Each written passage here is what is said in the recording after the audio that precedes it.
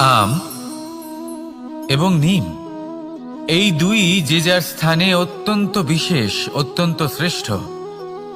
আম আমাদের শক্তি বাড়ায়, আর অন্যদিকে নিম রোগের সাথে লড়াই করার আমাদের ক্ষমতা বাড়ায়।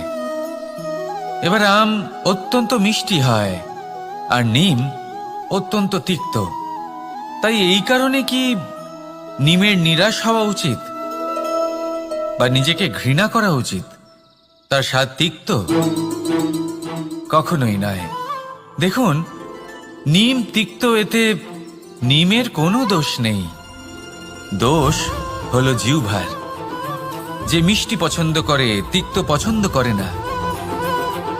কিন্তু যদি আপনি নিজের জীবনে নিমের প্রয়োগ না করেন, এর থেকে আপনি কি শিক্ষা পেলেন? তাহলে আপনার রোগ প্রতিরোধ ক্ষমতা জীবনে কখনো অন্য কারোর মাপকাঠি দ্বারা নিজেকে পরখ করবে।